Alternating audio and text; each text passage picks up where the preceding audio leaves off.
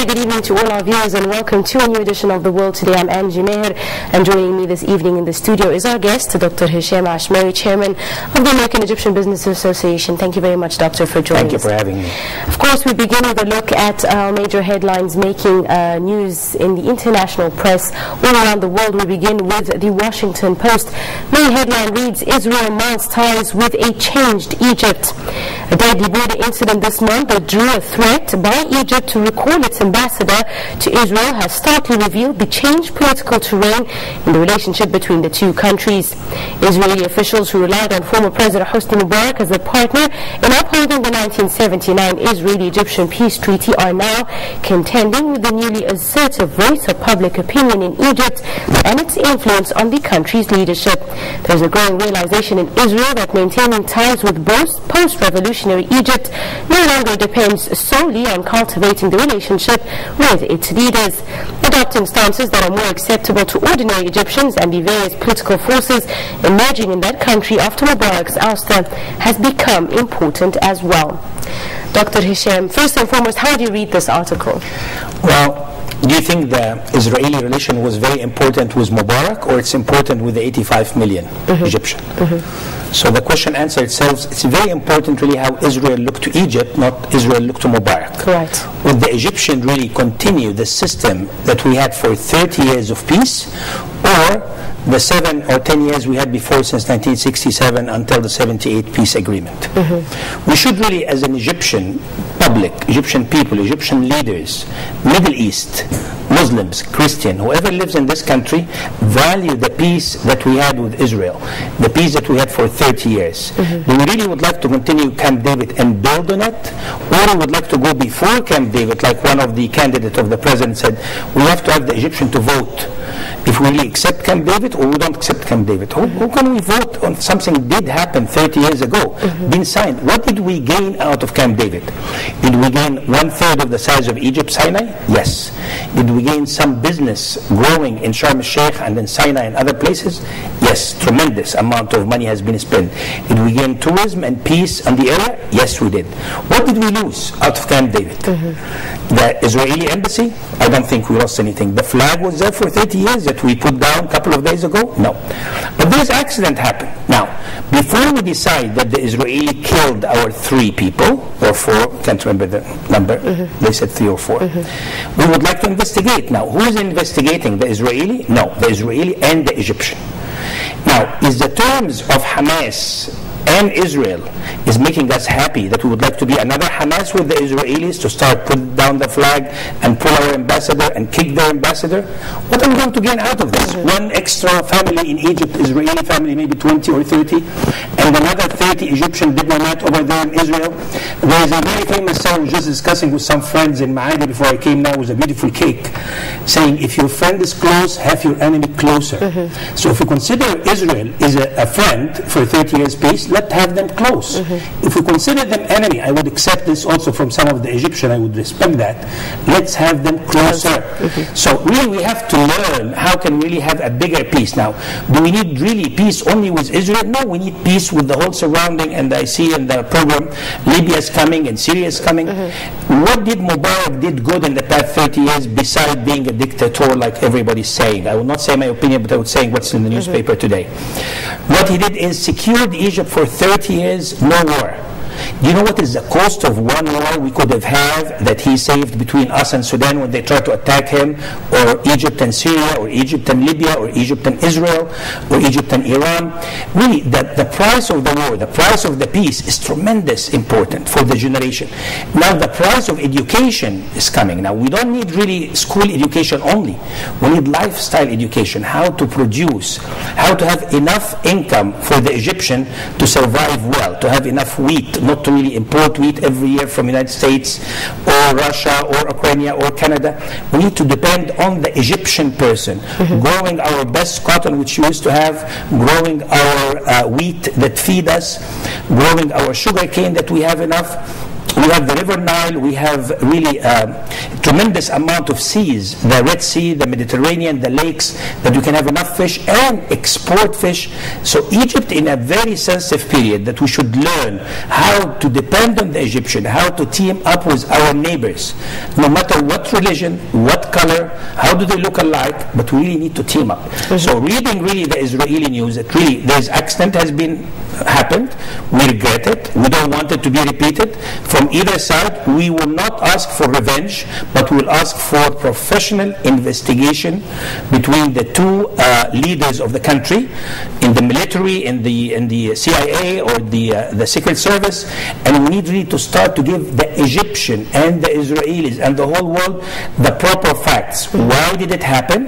How did it happen? I think we have received already apology from the Israeli president. Not good enough until we really hear the investigation, and maybe he will admit it, maybe he will exceed it, maybe he will refuse it, until we know the facts. So let's wait really in the vein of, but we don't want to wait years. We'd like to wait maybe a few days, few months, few weeks, and we go on with that. Absolutely. Now, sir, it seems that protesters are committed to expel the Israeli ambassador. Do you think that this is a possibility, and how do you view public opinion and its influence on politics and on the current state of the country after the revolution? First of all, we have to respect the protesters. So whatever they say, we would like to hear them. Second, we have to understand how many are they. Third, do they represent the 85 million? Fourth, why can't they protest across the street from the embassy? Why do they have to protest in the embassy building, in the neighborhood? And we don't have to forget that the embassy, it's in a building, residential building. Why did they do this? It's their business. I will not comment on this because this has happened like 20 years ago. But the people who lives in the building, why, if we were in their shoes, we will never accept these facts. So we have really to understand the quality of protesting, the civilization of saying our opinion in a proper way, in order to be heard. If we really start to kick out and we start to really hurt people and we throw stones and we don't hear each other, so we lost the communication. Let's really learn. Let's have the Egyptian army and the Egyptian police protect the embassy like anywhere else, and ask the protester, yes, you have the right to say so, but you don't have the right to stop traffic. You don't have the right to throw stones to the people. Because if there's Israeli employee over there in the embassy, diplomat, 10 or 20, there's 200 residential families. We're talking about 1,000 people living there. Why do we hurt 1,000 Egyptian in order to tell we don't like these 200 people? Yes, they can say their rights. There's no problem. They can have their sign, they can speak to each other, they can speak loudly across the street. So it would be really to have those people do their business, because we have also to reconsider that we have Egyptian embassy over there.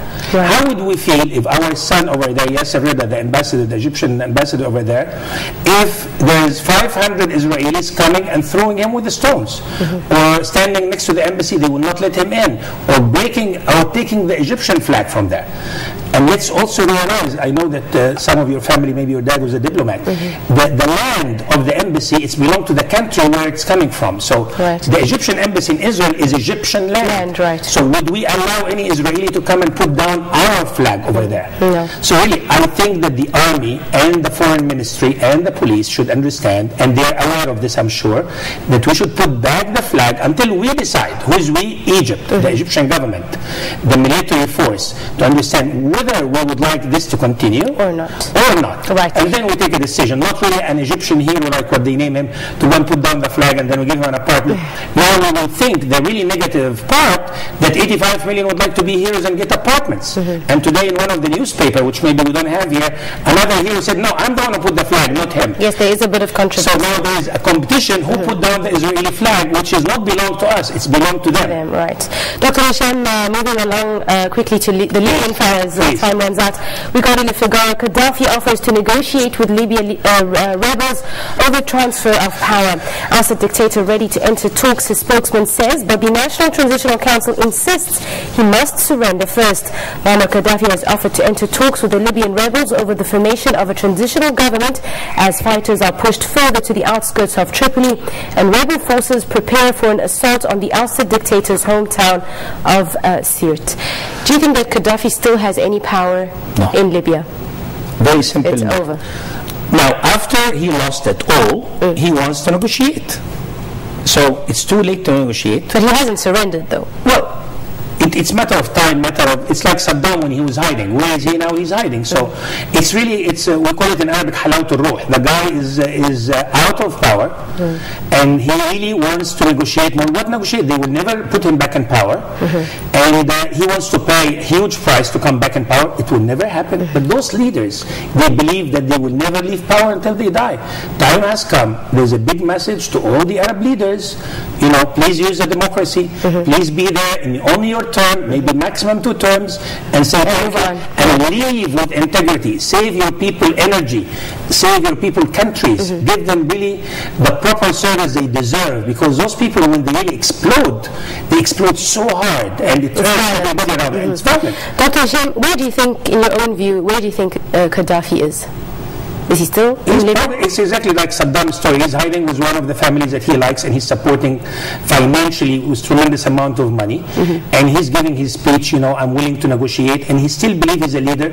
It's a psycho situation, and if you talk to Dr. Akasha, he mentioned this. Those people, they believe they will always be in power, no matter where they are, in a cave or under the ground. He is the president, he is the leader of the African, he's the king of all the kings. That's what he believes. Dr. Hisham, we move to The Guardian. Headline reads, "Eyewitness Tripoli's liberation, but the Libyan revolution is not yet over. I've been inspired by the revolutionaries and traumatized by the crimes of Gaddafi loyalists. Now the rebuilding begins. I don't really know where to start, but it's fair to say that I'll never forget the past 3 days, for good reasons and bad. The urge to be in Tripoli when it was finally liberated was overwhelming, and I made the mad scramble to get into the city. I was on the road for almost 20 hours through the western mountains and down towards Zawiya. As we arrived at the outer suburbs of Tripoli, civilians were on the streets crying, hugging each other and waving flags. Women and children were splinking rose water over the cars that passed the custom usually reserved for the bride and groom at weddings." Of course, this is a reporter's perspective of his visit. Last Ramadan, did we ever imagine that we will not have Mubarak, will not have Gaddafi, will not have Zain Abidin, will not have all of these leaders? So, a year ago, this was an impossible mission, or Mission Impossible, like the series, the TV series. So now, time has come that those countries, us, Tunis, Libya, Yemen, all those countries, Syria coming in the very near future, we should really think about the teaming up of the future of the Middle East. We don't want to be selfish. We don't want to be only thinking that Libya has the oil, Egypt has the manpower, Tunis has the Mediterranean, whatever. So really, time has come that we team up with the people who have leaders, with the people who do not have leaders, and we team up really as Middle East as a one version of the Arab Union. Now, who will do this? Me, you, the media, Tunis, Libya? No. Time has come for the new generation, the young people who are educated abroad, to understand each one has a big role to educate the people around him. And we have intifada, but kind of quality intifada, movement of really quality of understanding. How can we compete? How can we take the European Union as an example and beat that in a better way? Not beat them by hitting them. I mean, beating them in the quality of service. How can we have one currency for the Middle East?